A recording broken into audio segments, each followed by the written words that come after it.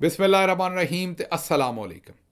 23 ਨਵੰਬਰ ਪਾਕਿਸਤਾਨ ਦੇ ਵਿੱਚ ਹਫਤੇ ਦੀ ਦੁਪਹਿਰ ਤੇ ਅੱਜ ਦੇ ਪੰਜਾਬੀ ਵੀਲੌਗ 'ਚ ਚੜ੍ਹਦੇ ਤੇ ਲਹਿੰਦੇ ਪੰਜਾਬ ਦੇ ਸੱਜਣਾ ਤੇ ਮਿੱਤਰਾਂ, ਭੈਣਾਂ ਤੇ ਭਰਾਵਾਂ, ਮਾਵਾਂ ਤੇ ਬਜ਼ੁਰਗਾਂ ਨੂੰ ਜੀ ਆਇਆਂ ਨੂੰ।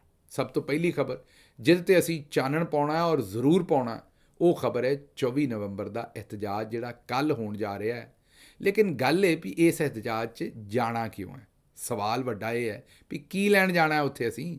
ਉੱਥੇ ਸਿਰਫ ਇਮਰਾਨ ਖਾਨ ਨੂੰ ਛੁਡਾਉਣ ਜਾਣਾ? ਨਹੀਂ ਜਨਾਬ, ਇਮਰਾਨ ਖਾਨ ਤੇ ਛੁੱਟ ਸਕਦਾ 5 ਮਿੰਟਾਂ ਦੇ ਵਿੱਚ। ਇਮਰਾਨ ਖਾਨ ਨੇ ਤੇ ਉਹੀ ਕੰਮ ਕਰਨਾ ਜਿਹੜਾ ਅਜ਼ਮੂਦਾ ਨੁਸਖਾ ਹੈ, ਜਿਹੜਾ ਅੱਜ ਤੱਕ ਨਵਾਜ਼ ਸ਼ਰੀਫ ਵੀ ਕਰਦਾ ਰਿਹਾ ਹੈ, ਬੇਨਜ਼ੀਰ ਸਾਹਿਬਾ ਵੀ ਕਰਦੀਆਂ ਰਹੀਆਂ ਨੇ, ਜ਼ਰਦਾਰੀ ਵੀ ਕਰਦਾ ਰਿਹਾ ਹੈ, ਅਜ਼ਲ ਤੋਂ ਸਾਰੇ ਹੀ ਪਹਿਲਾਂ ਭੁੱਟੋ ਸਾਹਿਬ ਵੀ ਕਰਦੇ ਰਹੇ ਨੇ।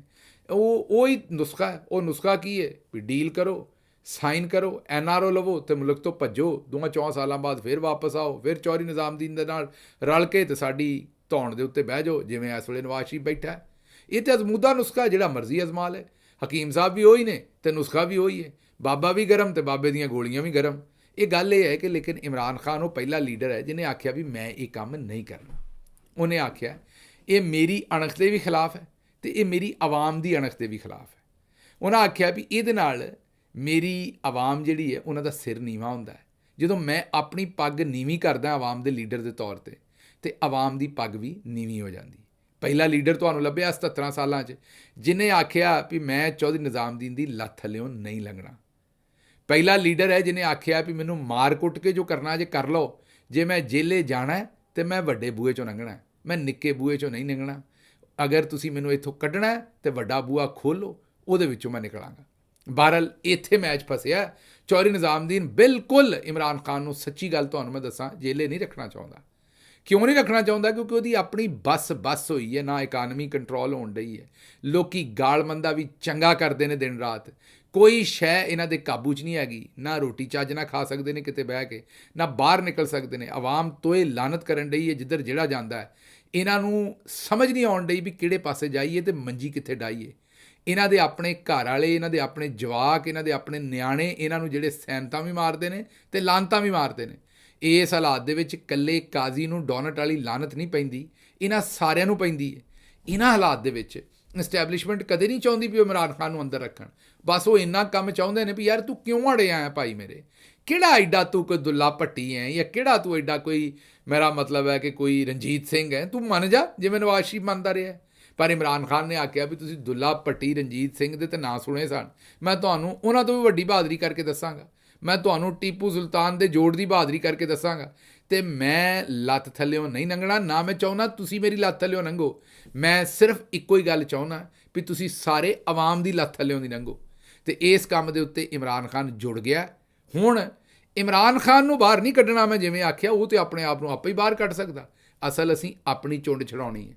ਅਸਲ 1956 ਜਾਂ 58 'ਚ ਜਦੋਂ ਪਹਿਲੀ ਵਾਰੀ ਆਰਮੀ ਚੀਫ ਜਨਾਬ, ਜਿਹੜੇ ਤੁਹਾਨੂੰ ਪਤਾ ਹੈ ਕਿ ਅਯੂਬ ਖਾਨ ਸਾਹਿਬ ਸਨ ਉਸ ਵੇਲੇ, ਉਹਨਾਂ ਨੇ ਜਿਸ ਵੇਲੇ ਪਹਿਲੀ ਵਾਰੀ ਸਾਨੂੰ ਦੱਸਿਆ ਵੀ ਤੁਹਾਨੂੰ ਐਵੇਂ ਹੀ ਲੱਗਦਾ ਤੁਸੀਂ ਆਜ਼ਾਦ ਹੋ ਗਏ ਹੋ, ਗੋਰੇ ਕੋਲੋਂ ਆਜ਼ਾਦ ਹੋਏ ਹੋ, ਸਾਡੇ ਗੁਲਾਮ ਹੋ। ਉਹਨਾਂ ਨੇ ਇਹੀ ਗੱਲ ਫਾਤਮਾ ਜਨਾਹ ਸਾਹਿਬਾ ਨੂੰ ਵੀ ਦੱਸੀ ਅਤੇ ਸਾਨੂੰ ਵੀ ਦੱਸੀ ਸਾਰਿਆਂ ਨੂੰ। ਉਹਨਾਂ ਆਖਿਆ ਨਾ ਸੋਚ ਸਕਦੇ ਹੋ ਨਾ ਬੋਲ ਸਕਦੇ ਹੋ ਆਜ਼ਾਦ। ਜਿਹੜਾ ਬੋਲੇਗਾ, ਜਿਹੜਾ ਸੋਚੇਗਾ, ਉਹਨੂੰ ਟੋਕਰੇ ਥੱਲੇ ਦੇਵਾਂਗੇ ਅਤੇ ਨਾਲ ਬਗਾਵਤ ਅਤੇ ਗੱਦਾਰੀ ਦੇ ਪਰਚੇ ਦੇਵਾਂਗੇ। ਬਿਲਕੁਲ ਉਂਝ ਹੀ ਜਿਵੇਂ ਭਗਤ ਸਿੰਘ ਅਤੇ ਗੋਰੇ ਨੇ ਦਿੱਤਾ ਸੀ। ਦੁੱਲਾ ਭੱਟੀ ਹੋਵੇ ਜਾਂ ਕੋਈ ਵੀ ਹੋਵੇ, ਜਿਹੜੇ ਪੰਜਾਬ ਦੇ ਸੂਰਮੇ ਸਨ, ਖਰਲ ਸਾਹਿਬ ਹੋਣ, ਕੋਈ ਵੀ ਹੋਵੇ, ਜਿਨ੍ਹਾਂ ਦੇ ਨਾਲ ਜੋ ਅੰਗਰੇਜ਼ ਨੇ ਸਲੂਕ ਕੀਤਾ ਸੀ, ਅੱਜ ਵੀ ਅਰਸ਼ਦ ਸ਼ਰੀਫ ਸ਼ਹੀਦ ਹੋਵੇ, ਜਾਂ ਕੋਈ ਵੀ ਹਬੀਬ ਜਾਲਬ ਹੋਵੇ, ਫੈਜ਼ ਅਹਿਮਦ ਫੈਜ਼ ਹੋਵੇ, ਜਿਹੜਾ ਅੱਜ ਦੋਹਰੇ ਖੁੱਲ੍ਹ ਕੇ ਗੱਲ ਕਰੇਗਾ, ਉਹ ਸ਼ਹਬਾਜ਼ ਗਿੱਲ ਹੋਵੇ ਜਾਂ ਉਹ ਇਮਰਾਨ ਖਾਨ ਹੋਵੇ ਜਾਂ ਕੋਈ ਵੀ ਪਾਕਿਸਤਾਨ ਦਾ ਬੰਦਾ ਹੋਵੇ, ਉਹਦੇ ਉੱਤੇ ਅਸੀਂ ਗੱਦਾਰੀ ਬਗਾਵਤ ਦੇ ਪਰਚੇ ਦੇਵਾਂਗੇ। ਅਤੇ ਜੇ ਕੋਈ ਇਮਰਾਨ ਰਿਆਜ਼ ਤਰ੍ਹਾਂ ਨਾ ਕਾਬੂ ਆਏ ਜਾਂ ਕੋਈ ਹੋਰ ਨਾ, ਤਾਂ ਚੁੱਕ ਕੇ ਗਾਇਬ ਕਰ ਦਿਆਂਗੇ। ਮੇਰਾ ਮਤਲਬ ਕਹਿਣ ਦਾ ਹੈ ਕਿ ਉਹਨਾਂ ਦੱਸਿਆ ਵੀ ਨਾ ਆਜ਼ਾਦ ਸੋਚ ਸਕਦੇ ਹੋ ਅਤੇ ਨਾ ਆਜ਼ਾਦ ਬੋਲ ਸਕਦੇ ਹੋ। ਹੁਣ ਤੁਸੀਂ ਕੱਲ੍ਹ ਇਸ ਲਈ ਨਿਕਲਣਾ ਹੈ ਵੀ ਤੁਸੀਂ ਆਪਣੀ ਆਵਾਜ਼ ਲੈਣ ਜਾਣਾ ਹੈ। ਤੁਹਾਨੂੰ ਜਿਹੜਾ ਗੁੰਗਾ ਕੀਤਾ ਚੌਧਰੀ ਨੇ, ਇਹ ਆਪਣੀ ਆਵਾਜ਼, ਆਪਣੀ ਜ਼ੁਬਾਨ ਦੀ ਜਿਹੜੀ ਤੁਹਾਡੀ ਜਿਹੜੀ ਆਜ਼ਾਦੀ ਹੈ ਨਾ, ਕਿ ਤੁਸੀਂ ਬੋਲ ਸਕੋ ਅਤੇ ਤੁਸੀਂ ਸੋਚ ਸਕੋ, ਉਹਦੇ ਵਾਸਤੇ ਕੱਲ੍ਹ ਨਿਕਲਣਾ ਹੈ। ਆਵਾਮ ਨਿਕਲਣ ਨੂੰ ਤਿਆਰ ਬੈਠੀ ਹੈ। ਚੌਧਰੀ ਸਾਹਿਬ ਬਿਲਕੁਲ ਘਾਬਰ ਗਏ ਨੇ। ਹਰ ਸ਼ੈ ਚੌਧਰੀ ਨੇ ਬੰਦ ਕਰ ਦਿੱਤੀ। ਮਤਲਬ ਇੱਕ ਕਿਸਮ ਦੀ ਝਪੀਟ ਹੀ ਵੱਟ ਗਏ ਨੇ ਹਰ ਪਾਸੇ। ਕੋਈ ਸ਼ੈ ਨਹੀਂ ਖੁੱਲ੍ਹੀ ਹੈ ਇਸ ਵੇਲੇ। ਜਿੰਨੀਆਂ ਸੜਕਾਂ ਨੇ ਉਹ ਸਾਰੀਆਂ ਇਸਲਾਮਾਬਾਦ ਦੀਆਂ ਬੰਦ। ਜਿੰਨੀਆਂ ਮੋਟਰਵੇ ਨੇ ਬੰਦ, ਜਿੰਨੇ ਰਿੰਗ ਰੋਡ ਨੇ ਬੰਦ, ਜਿੰਨੀਆਂ GT ਰੋਡ ਨੇ ਬੰਦ, ਹੋਟਲ ਬੰਦ, ਰੈਸਟੋਰੈਂਟ ਬੰਦ, ਹੋਸਟਲ ਬੰਦ, ਮਤਲਬ ਕੋਈ ਸ਼ੈ ਖੁੱਲ੍ਹੀ ਨਹੀਂ ਛੱਡੀ। ਇਹਨਾਂ ਦਾ ਦਿਲ ਕਰੇ ਤੇ ਹਸਪਤਾਲ ਵੀ ਬੰਦ ਕਰ ਦੇਣ, ਲਾਰੀ ਅੱਡੇ ਬੰਦ, ਹਰ ਸ਼ੈ ਨਾ ਬੰਦ ਕੀਤੀ ਹੈ। ਮਤਲਬ ਮੈਂ ਕੀ ਆਖਾਂ ਵੀ ਕਿਹੜੀ ਕਿਹੜੀ ਸ਼ੈ ਬੰਦ ਕਰ ਦਿੱਤੀ ਹੈ। ਅਤੇ ਇਹਨਾਂ ਹਾਲਾਤ ਦੇ ਵਿੱਚ ਕੋਈ 50,000 ਬੰਦਾ ਇਸਲਾਮਾਬਾਦ ਲਾਇਆ। ਇਹਨਾਂ ਸਾਰਿਆਂ ਨੇ ਅੱਡੀਆਂ ਨੂੰ ਥੁੱਕ ਲਾ ਕੇ ਨੱਸਣਾ ਜਿਸ ਵੇਲੇ ਆਵਾਮ ਚੜ੍ਹ ਆਈ। ਆਵਾਮ ਨੇ ਪੁਰਅਮਨ ਹੋਣਾ, ਪਰ ਜਿੱਡਾ ਵੱਡਾ ਜੱਥਾ ਨਿਕਲਣਾ, ਔਰ ਜਿਸ ਤਰ੍ਹਾਂ ਦੀ ਆਵਾਮ ਇਸ ਵਾਰੀ ਨਿਕਲਦੀ ਮੈਂ ਵੇਖ ਰਿਹਾ, ਮੈਨੂੰ ਰੱਬ ਦੇ ਘਰ 'ਚੋਂ ਬੜੀ ਉਮੀਦ ਹੈ ਕਿ ਜਿਸ ਵੇਲੇ ਆਵਾਮ ਨਿਕਲੇਗੀ ਤਾਂ ਇਹਨਾਂ ਕੋਲੋਂ ਰੁਕਿਆ ਕੋਈ ਨਹੀਂ ਜਾਣਾ। ਇਸ ਲਈ ਕੱਲ੍ਹ ਮੈਂ ਕਿਸਾਨਾਂ ਨਾਲ ਗੱਲ ਕਰਨ ਡਿਆ, ਇਸ ਵੇਲੇ ਕਿਸਾਨਾਂ ਨਾਲ, ਜ਼ਿਮੀਂਦਾਰਾਂ ਨਾਲ। ਰੋਂਦੇ ਰਹਿੰਦੇ ਜੇ ਵੀ ਸਾਡਾ ਗੰਨਾ ਕੋਈ ਪੂਰਾ ਨਹੀਂ ਤੋਲਦਾ, ਕਾਟ ਕੱਟਦੇ ਨੇ। ਰੋਂਦੇ ਰਹਿੰਦੇ ਜੇ ਵੀ ਸਾਨੂੰ ਰੁਪਈਏ ਨਹੀਂ ਦਿੰਦਾ ਗੰਨੇ ਦੇ ਕੋਈ। ਰੋਂਦੇ ਰਹਿੰਦੇ ਜੇ ਕਿ ਸਾਡੀ ਕਣਕ ਕੋਈ ਨਹੀਂ ਖਰੀਦਦਾ। ਇਹ ਤੁਹਾਡੇ ਵਾਸਤੇ ਸ਼ਰਮਿੰਦਗੀ ਦੀ ਗੱਲ ਨਹੀਂ? ਜ਼ਮੀਨ ਦਾ ਸੀਨਾ, ਜ਼ਮੀਨ ਦੀ ਹਿੱਕ ਚੀਰ ਕੇ ਅਨਾਜ ਤੁਸੀਂ ਪੈਦਾ ਕਰੋ ਅਤੇ ਤੁਹਾਨੂੰ ਰੋਣ ਦੀ ਕਾਹਦੀ ਲੋੜ ਹੈ? ਤੁਸੀਂ ਉਸ ਦੇ ਬਾਵਜੂਦ ਫਕੀਰਾਂ ਤਰ੍ਹਾਂ ਕਿਸੇ ਦੇ ਸਾਹਮਣੇ ਜਾ ਕੇ ਹੱਥ ਫੈਲਾਓ ਵੀ ਮੇਰੇ ਗੰਨੇ ਦੇ ਪੈਸੇ ਦੇ ਦਿਓ। ਕਿਉਂ ਮੰਗੋ ਤੁਸੀਂ? ਜਿਹਨੇ ਤੁਹਾਡਾ ਗੰਨਾ ਲਿਆ ਉਹ ਤੁਹਾਡੇ ਘਰ ਆ ਕੇ ਪੈਸੇ ਕਿਉਂ ਨਹੀਂ ਦੇ ਕੇ ਜਾਂਦਾ? ਤੁਹਾਡਾ ਗੰਨਾ ਪੂਰਾ ਤੁਲਦਾ, ਫਿਰ ਤੁਸੀਂ ਆਖੋਗੇ ਵੀ ਗਿੱਲ ਸਾਹਿਬ ਕਿਹੜੀਆਂ ਗੱਲਾਂ ਲੱਗ ਪਏ, ਇੱਥੇ 77 ਸਾਲਾਂ ਦੇ ਵਿੱਚ ਇੰਜ ਕਿਦੋਂ ਹੋਇਆ ਵੀ ਘਰ ਆ ਕੇ ਕੋਈ ਸਾਨੂੰ ਪੈਸੇ ਦੇਵੇ? ਇਹ ਤੁਸੀਂ ਸਾਨੂੰ ਸਿਆਸੀ ਗੱਲਾਂ ਸੁਣਾਉਣ ਡਏ ਹੋ ਵੀ ਅਸੀਂ ਤੁਹਾਡੇ ਮਗਰ ਲੱਗ ਕੇ ਜਾ ਕੇ ਟੰਬੇ ਖਾਈਏ, ਉੱਥੇ ਡੰਡੇ ਖਾਈਏ। ਟੰਬਾ ਡੰਡੇ ਨੂੰ ਹੀ ਆਂਦੇ ਨੇ ਵੀ ਟੰਬੇ ਖਾਈਏ ਜਾ ਕੇ, ਅਤੇ ਉਸ ਤੋਂ ਬਾਅਦ ਤੁਹਾਡੀ ਹੁਕੂਮਤ ਆ ਜਾਏ ਫਿਰ ਤੁਸੀਂ ਖੇਸੀ ਲੈ ਕੇ ਸੁੱਤੇ ਰਹੋ। ਨਾ ਚੰਨ, ਨਾ ਨਾ ਨਾ ਨਾ ਨਾ, ਇੰਜ ਨਹੀਂ। 77 ਸਾਲਾਂ 'ਚ ਬਿਲਕੁਲ ਇੰਜ ਹੀ ਹੋਇਆ।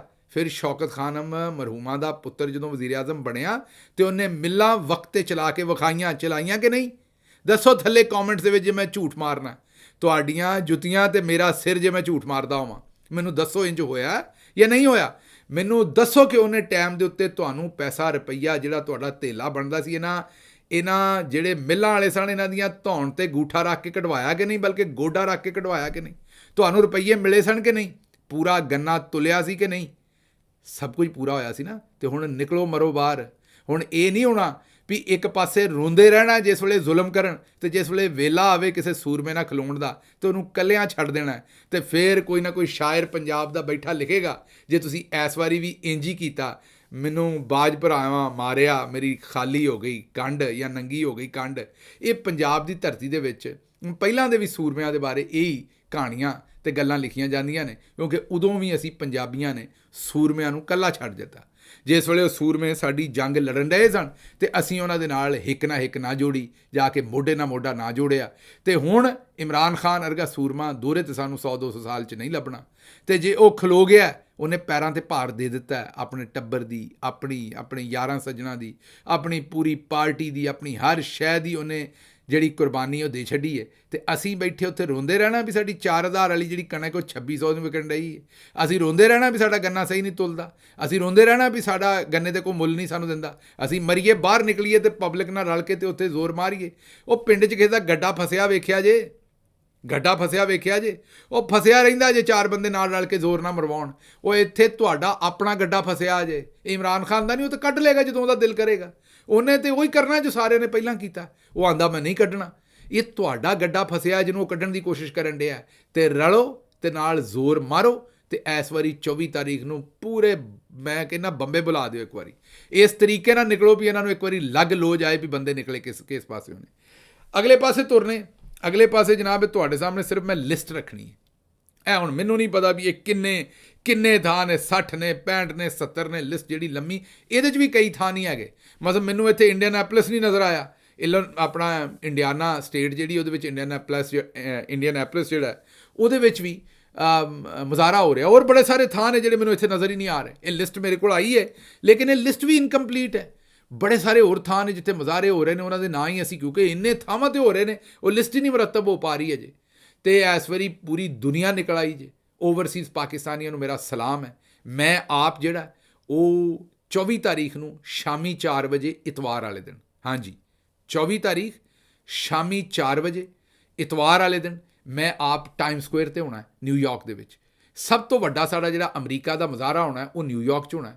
ਉੱਥੇ ਮੈਂ ਆਪ ਮੌਜੂਦ ਹੋਵਾਂਗਾ, ਮੈਂ ਖੁਦ ਲੀਡ ਕਰਾਂਗਾ ਉਸ ਮੁਜ਼ਾਹਰੇ ਨੂੰ। ਅਤੇ ਉੱਥੇ ਤੁਸੀਂ ਸਾਰਿਆਂ ਤਸ਼ਰੀਫ ਲਿਆਉਣਾ ਅਤੇ ਚੰਗੀ ਦੱਬ ਕੇ ਉੱਥੇ ਅਸੀਂ ਜਿਹੜਾ ਨਾ ਉਹ ਮੁਜ਼ਾਹਰਾ ਕਰਨਾ। ਔਰ ਉੱਥੇ ਤਕਰੀਰਾਂ ਵੀ ਹੋਣਗੀਆਂ, ਗੱਲਾਂ ਵੀ ਹੋਣਗੀਆਂ, ਤੁਹਾਡੇ ਨਾਲ ਮੁਲਾਕਾਤ ਵੀ ਹੋਏਗੀ। ਅਤੇ ਤੁਸੀਂ ਪਹਿਲਾਂ ਅਸੀਂ ਐਲਾਨ ਕੀਤਾ ਸੀ ਵੀ ਅਸੀਂ 23 ਤਾਰੀਖ ਨੂੰ ਕਰਨਾ ਉੱਥੇ ਮੁਜ਼ਾਹਰਾ, ਹਫ਼ਤੇ ਵਾਲੇ ਦਿਨ। ਅੱਜ ਮਤਲਬ, ਲੇਕਿਨ ਉਹ ਇਸ ਲਈ ਨਹੀਂ ਕਰ ਸਕੇ ਕਿ ਉੱਥੇ ਪਰਮਿਟ ਦਾ ਰੌਲਾ ਸੀ। ਹੁਣ 24 ਤਾਰੀਖ ਨੂੰ ਇਤਵਾਰ ਵਾਲੇ ਦਿਨ 4 ਵਜੇ ਟਾਈਮ ਸਕੁਏਅਰ ਨਿਊਯਾਰਕ ਦੇ ਵਿੱਚ ਮੁਜ਼ਾਹਰਾ ਹੋਣਾ। ਤੁਸਾਂ ਹਰ ਸੂਰਤ ਤਸ਼ਰੀਫ ਲਿਆਉਣੀ, ਅਤੇ ਇਹ ਜਿੱਥੇ ਜਿੱਥੇ ਮੁਜ਼ਾਹਰੇ ਹੋ ਰਹੇ ਨੇ, ਇਹ ਮੈਂ ਕਾਸ਼ ਮੇਰਾ ਦਿਲ ਹੈ ਸੀ ਕਿ ਮੈਂ ਇੱਕ ਇੱਕ ਥਾਂ ਦਾ ਜਿਹੜਾ ਉਹ ਪੜ੍ਹਦਾ ਵੀ ਕਿੱਥੇ ਕਿੱਥੇ ਹੋ ਰਹੇ ਨੇ, ਲੇਕਿਨ ਇਹ ਤੁਹਾਨੂੰ ਦੱਸ ਦਿੰਦਾ ਵੀ ਜਰਮਨੀ ਦੇ ਵਿੱਚ, ਸਾਊਥ ਕੋਰੀਆ ਦੇ ਵਿੱਚ, ਫਿਰ ਸਾਊਥ ਕੋਰੀਆ ਦੇ ਵਿੱਚ 2 ਥਾਵਾਂ 'ਤੇ ਹੋ ਰਿਹਾ, ਫਿਰ ਸਵਿਟਜ਼ਰਲੈਂਡ ਦੇ ਵਿੱਚ ਹੋ ਰਿਹਾ, UK 'ਚ ਹੋ ਰਿਹਾ, ਹਿਊਸਟਨ ਟੈਕਸਸ 'ਚ ਹੋ ਰਿਹਾ, ਫਿਰ ਕੈਲੀਫੋਰਨੀਆ ਸੈਕਰੀਮੈਂਟੋ ਹੋ ਰਿਹਾ, ਵਾਸ਼ਿੰਗਟਨ DC ਹੋ ਰਿਹਾ, ਲਾਸ ਐਂਜਲਸ ਹੋ ਰਿਹਾ, ਸੈਨ ਡਿਆਗੋ ਹੋ ਰਿਹਾ, ਹਿਊਸਟਨ ਦੇ ਵਿੱਚ ਹੋ ਰਿਹਾ, ਮੈਨਹੈਟਨ, ਨਿਊਯਾਰਕ ਟਾਈਮ ਸਕੁਏਅਰ ਜਿਹੜਾ ਅਸੀਂ ਕਰ ਰਹੇ ਹਾਂ ਉਹਦੀ ਗੱਲ ਜਿਹੜੀ ਮੈਂ ਤੁਹਾਨੂੰ ਦੱਸ ਰਿਹਾ। ਉਸ ਤੋਂ ਬਾਅਦ ਅਟਲਾਂਟਾ ਜਾਰਜੀਆ 'ਚ ਹੋ ਰਿਹਾ, ਸ਼ਿਕਾਗੋ 'ਚ ਹੋ ਰਿਹਾ, ਡੈਲਸ ਟੈਕਸਸ 'ਚ ਹੋ ਰਿਹਾ, ਡੀਅਰਬੋਰਨ ਮਿਸ਼ੀਗਨ 'ਚ ਹੋ ਰਿਹਾ, ਅੱਗੋਂ ਫਿਰ ਸੇਂਟ ਲੂਇਸ 'ਚ ਹੋ ਰਿਹਾ, ਫਿਰ ਕੈਲੀਫੋਰਨੀਆ ਦੇ ਵਿੱਚ ਫਰੈਜ਼ਨੋ 'ਚ ਹੋ ਰਿਹਾ, ਫਿਰ ਨਿਊ ਜਰਸੀ 'ਚ ਹੋ ਰਿਹਾ, ਆਸਟਨ 'ਚ ਹੋ ਰਿਹਾ, ਬੋਸਟਨ 'ਚ ਹੋ ਰਿਹਾ, ਡਬਲਨ 'ਚ ਹੋ ਰਿਹਾ, ਕੈਨੇਡਾ 'ਚ ਹੋ ਰਿਹਾ। ਕੈਨੇਡਾ ਦੇ ਵਿੱਚ ਕਿਉਂਕਿ ਜ਼ਾਹਿਰ ਹੈ ਕਈ ਜਗ੍ਹਾ ਦੇ ਉੱਤੇ ਹੋ ਰਿਹਾ, ਇਸ ਲਈ ਕੈਨੇਡਾ ਦੇ ਵਿੱਚ 3-4 ਜਗ੍ਹਾ ਨੇ ਕੈਨੇਡਾ ਦੇ ਵਿੱਚ ਜਿੱਥੇ ਡਿਫਰੈਂਟ ਜਗ੍ਹਾ ਦੇ ਉੱਤੇ ਹੋ ਰਿਹਾ। ਫਿਰ ਬਰੇਸ਼ੀਆ ਇਟਲੀ ਦੇ ਵਿੱਚ ਹੋ ਰਿਹਾ, ਸਾਊਥ ਅਫਰੀਕਾ 'ਚ ਹੋ ਰਿਹਾ।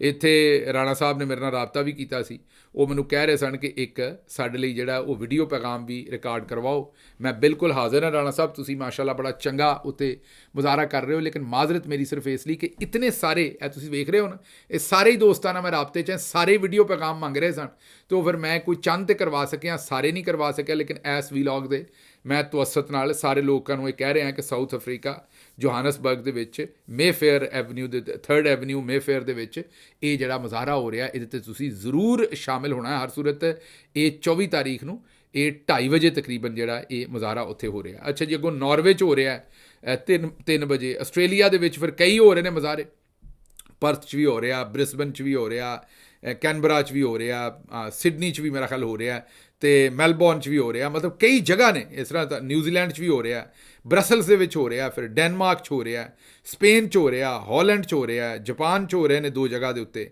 ਫਿਰ ਨਹੀਂ ਮਾਜ਼ਰਤ, ਜਾਪਾਨ ਮੈਂ 2 ਜਗ੍ਹਾ ਕਹਿ ਦਿੱਤਾ, ਜਾਪਾਨ ਦੇ ਵਿੱਚ ਕੋਈ 5-6 ਜਗ੍ਹਾ ਦੇ ਉੱਤੇ ਜਿਹੜਾ ਉਹ, ਬਲਕਿ 7 ਜਗ੍ਹਾ ਦੇ ਉੱਤੇ ਜਿਹੜਾ ਜਾਪਾਨ ਦੇ ਵਿੱਚ ਇਹ ਮੁਜ਼ਾਹਰੇ ਹੋ ਰਹੇ ਨੇ। ਇਹ ਪੂਰੀ ਤੁਹਾਨੂੰ ਲਿਸਟ ਜਿਹੜੀ ਉਹ ਨਜ਼ਰ ਆ ਰਹੀ ਹੈ ਜਾਪਾਨ 'ਚ ਕਿੱਥੇ ਕਿੱਥੇ ਮੁਜ਼ਾਹਰੇ ਹੋ ਰਹੇ ਨੇ। ਫਿਰ ਜਰਮਨੀ ਦੇ ਵਿੱਚ ਵੀ ਇੱਕ ਹੋਰ ਜਗ੍ਹਾ 'ਤੇ ਹੋ ਰਿਹਾ, ਪਹਿਲੇ ਵੀ ਤੁਹਾਨੂੰ ਐਡਰੈਸ ਦੱਸ ਚੁੱਕੇ ਹਾਂ। ਫਰਾਂਸ ਦੇ ਵਿੱਚ ਹੋ ਰਿਹਾ, ਫਿਰ ਗ੍ਰੀਸ ਦੇ ਵਿੱਚ ਹੋ ਰਿਹਾ, ਸਵਿਟਜ਼ਰਲੈਂਡ ਦੇ ਵਿੱਚ ਵੀ ਇੱਕ ਹੋਰ ਜਗ੍ਹਾ 'ਤੇ ਹੋ ਰਿਹਾ, ਸਾਊਥ ਕੋਰੀਆ, ਫਿਰ ਦੁਬਾਰੇ ਸਾਊਥ ਕੋਰੀਆ, ਫਿਰ ਸਾਊਥ ਕੋਰੀਆ, 3-4 ਜਗ੍ਹਾ ਇੱਥੇ ਵੀ ਹੈ। ਫਿਰ ਸਵੀਡਨ 'ਚ ਹੋ ਰਿਹਾ, ਫਿਰ ਸਵੀਡਨ ਦੇ ਵਿੱਚ ਵੀ 2, ਸਟਾਕਹੋਮ 'ਚ ਅਲੱਗ ਹੋ ਰਿਹਾ, ਮਾਲਮੋ 'ਚ ਅਲੱਗ ਹੋ ਰਿਹਾ।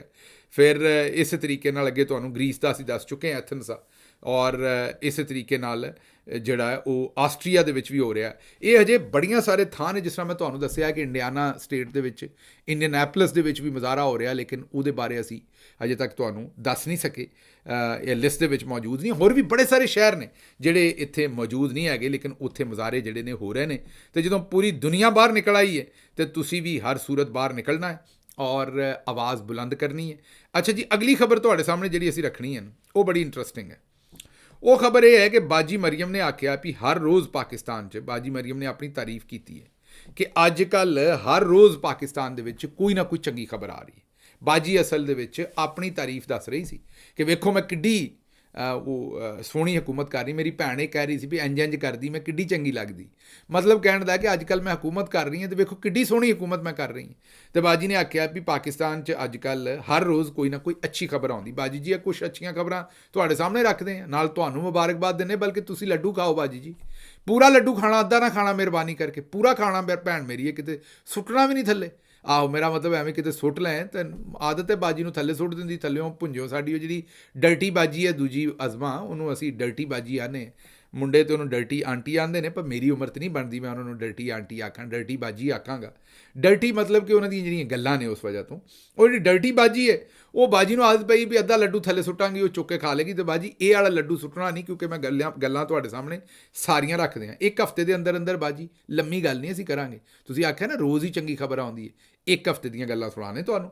ਪਾਰਾ ਚਨਾਰ ਦੇ ਵਿੱਚ 100 ਦੇ ਕਰੀਬ ਲੋਕਾਂ ਦੀ ਸ਼ਹਾਦਤ ਦੀ ਖਬਰ ਹੈ। ਕੋਈ 80 ਆਉਂਦਾ, ਕੋਈ 83 ਆਉਂਦਾ, ਕੋਈ 60 ਆਉਂਦਾ, ਕੋਈ 105 ਆਉਂਦਾ। 100 ਦੇ ਕਰੀਬ ਜਿਹੜੀਆਂ ਖਬਰਾਂ ਆ ਰਹੀਆਂ ਨੇ ਕਿ ਉੱਥੇ ਲੋਕ ਸ਼ਹੀਦ ਹੋਏ ਨੇ, ਅਤੇ ਸ਼ਹੀਦ ਵੀ ਕਿਸ ਤਰ੍ਹਾਂ ਕੀਤੇ ਗਏ ਨੇ, ਕਿੱਡੀ ਬੇਦਰਦੀ ਨਾਲ। ਅਤੇ ਤੁਹਾਨੂੰ ਕਿਸੇ ਨੂੰ ਅਜੇ ਤੱਕ ਨਹੀਂ ਸਰਿਆ ਕਿ ਤੁਸੀਂ ਉੱਥੇ ਤਸ਼ਰੀਫ ਲੈ ਕੇ ਜਾਓ ਜਾਂ ਕੋਈ ਗੱਲਬਾਤ ਕਰੋ। ਉਸ ਤੋਂ ਬਾਅਦ ਬੰਨੂ ਦੇ ਵਿੱਚ 12 ਜਿਹੜੇ ਸਾਡੇ ਫੌਜੀ ਜਵਾਨ ਨੇ ਉਹ ਸ਼ਹੀਦ ਹੋਏ ਨੇ।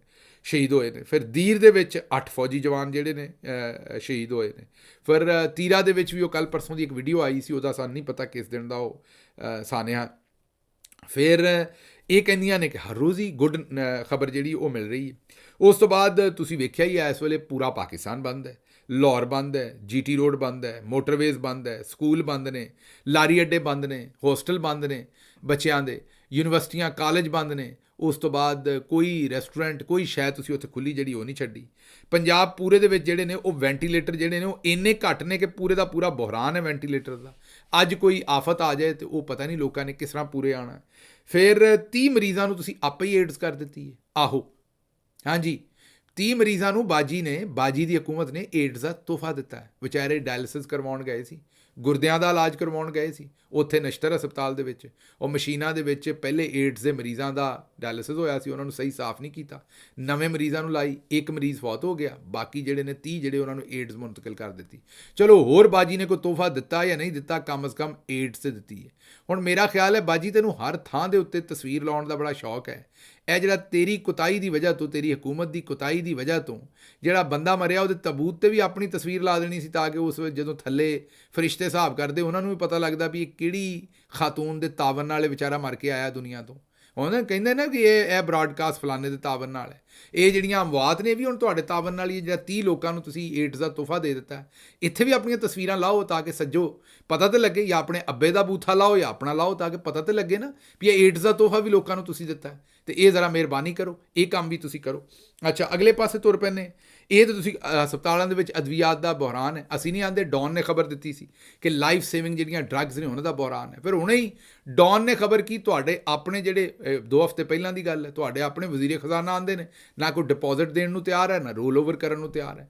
ਫਿਰ ਅਸੀਂ ਨਹੀਂ, ਇੱਕ ਇੰਡੀਪੈਂਡੈਂਟ ਅਦਾਰਾ ਕਹਿੰਦਾ ਪਾਕਿਸਤਾਨ ਦਾ ਲਾਰਜ ਸਕੇਲ ਮੈਨੂਫੈਕਚਰਿੰਗ ਜਿਹੜਾ ਉਹ 2% ਥੱਲੇ ਚਲਾ ਗਿਆ। ਫਿਰ ਅਸੀਂ ਨਹੀਂ, ਤੁਹਾਡਾ ਆਪਣਾ ਸਕੈਂਡਲ ਆਇਆ ਵੀ ਤੁਸੀਂ ਜਿਹੜੀ IMF ਦੇ ਪੈਸੇ ਲੈ ਕੇ ਤੇ UAE 'ਚ ਜਾ ਕੇ ਕਿਸੇ ਫੰਡ ਦੇ ਵਿੱਚ ਇਨਵੈਸਟ ਕੀਤੇ ਨੇ। ਤੇ ਹੋਰ ਕਿਹੜੇ ਪਾਸੇ ਤੁਰੀਏ? ਅਜੇ 4 ਦਿਨ ਪੁਰਾਣੀ ਖਬਰ ਸੀ ਕਿ ਜਿਹੜਾ IMF ਨੇ ਆਖਿਆ ਸੀ ਕਿ 160 ਅਰਬ ਦਾ ਤੁਸੀਂ ਸਰਪਲਸ ਕਰਨਾ, ਉਹ ਤੁਸੀਂ ਘਾਟਾ ਪਾਇਆ ਹੋਇਆ ਸੀ। ਫਿਰ 200 ਅਰਬ ਜਿਹੜੀ ਲੋਕਾਂ ਦੀ ਪੈਨਸ਼ਨ ਪਈ ਸੀ ਉਹਨੂੰ ਤੁਸੀਂ ਵਰਤ ਕੇ ਤੇ ਇੰਜ ਘੁਮਾ ਕੇ ਜਿਹੜਾ ਉਹਦਾ ਮੁਨਾਫਾ ਸ਼ੋਅ ਕਰ ਦਿੱਤਾ ਤੁਸੀਂ। ਜਿਹੜਾ ਘਾਟਾ ਸੀ ਉਹਦੇ 40 ਅਰਬ ਤੁਸੀਂ ਮੁਨਾਫਾ ਸ਼ੋਅ ਕਰ ਦਿੱਤਾ। ਝੂਠ ਵੀ ਤੁਸੀਂ ਇੰਨਾ ਕੁ ਮਾਰਦੇ ਜੇ ਵੀ ਜਿਹਦੀ ਕੋਈ ਤਬਾਹੀ ਨਹੀਂ। ਫਿਰ ਪਤਾ ਲੱਗਾ ਵੀ ਜਿਹੜਾ 에ਅਰਫੋਰਸ ਦਾ ਐਂਬੂਲੈਂਸ ਵਾਲਾ ਜਹਾਜ਼ ਸੀ, ਹਾਂਜੀ, ਜਿਹਦੇ ਵਿੱਚ ਜ਼ਖਮੀਆਂ ਨੂੰ ਜਾਂ ਸ਼ਹੀਦਾਂ ਦੀਆਂ ਜਿਹੜੇ ਜਸਦੇ ਖਾਕੀ ਨੇ ਉਹਨਾਂ ਨੂੰ ਲਿਆਂਦਾ ਜਾਂਦਾ ਹੈ, ਉਹ ਜਹਾਜ਼ ਤੁਹਾਨੂੰ ਪਹਿਲਾਂ ਛੱਡ ਕੇ ਆਇਆ ਸਵਿਟਜ਼ਰਲੈਂਡ ਦੇ ਵਿੱਚ ਔਰ ਵਾਪਸ ਆਇਆ। ਫਿਰ ਉਹ ਜਹਾਜ਼ ਜਿਹੜੀ 에ਅਰ ਐਂਬੂਲੈਂਸ ਸੀ ਉਹ ਫਿਰ ਗਈ ਤੁਹਾਨੂੰ ਲੰਦਨ ਤੋਂ ਲੈ ਕੇ ਆਈ। ਇਹ ਮੈਨੂੰ ਦੱਸੋ ਵੀ ਤੁਹਾਨੂੰ ਕਿਹੜੀ ਐਸੀ ਲੋੜ ਸੀ ਤੁਹਾਨੂੰ ਔਰ ਤੁਹਾਡੇ ਅੱਬਾ ਜੀ ਨੂੰ ਕਿ ਤੁਹਾਡੇ ਵਾਸਤੇ ਜਿਹੜੀ ਸਾਡੇ ਸ਼ਹੀਦਾਂ ਵਾਸਤੇ ਜਾਂ ਸਾਡੇ ਗਾਜ਼ੀਆਂ ਵਾਸਤੇ ਜਿਹੜੀ ਐਂਬੂਲੈਂਸ ਮੁਕਰਰ ਹੈ ਉਹ ਗਈ ਹੈ ਤੁਹਾਨੂੰ ਲੈ ਕੇ, ਤੇ ਤੁਹਾਨੂੰ ਲੈ ਕੇ ਵਾਪਸ ਆਈ ਹੈ। ਤੁਹਾਨੂੰ ਬਿਲਕੁਲ ਕਿਸੇ ਕਿਸਮ ਦੀ ਕੋਈ ਸ਼ਰਮ ਨਹੀਂ ਆਉਂਦੀ, ਤੁਹਾਨੂੰ ਸਮਝ ਨਹੀਂ ਆਉਂਦੀ ਵੀ ਤੁਸੀਂ ਕੀ ਕਰਨ ਡਏ ਜੇ। ਇਹ ਚੰਗੀਆਂ ਖਬਰਾਂ ਨੇ, ਤੁਸੀਂ ਆਉਂਦੇ ਜੇ ਰੋਜ਼ ਚੰਗੀਆਂ ਖਬਰਾਂ ਆਉਂਦੀਆਂ ਨੇ, ਇਹ ਚੰਗੀਆਂ ਖਬਰਾਂ ਨੇ ਜਿਨ੍ਹਾਂ ਦਾ ਤੁਸੀਂ ਐਲਾਨ ਕਰਦੇ ਹੋ ਔਰ ਗੱਲਾਂ ਕਰਦੇ ਹੋ।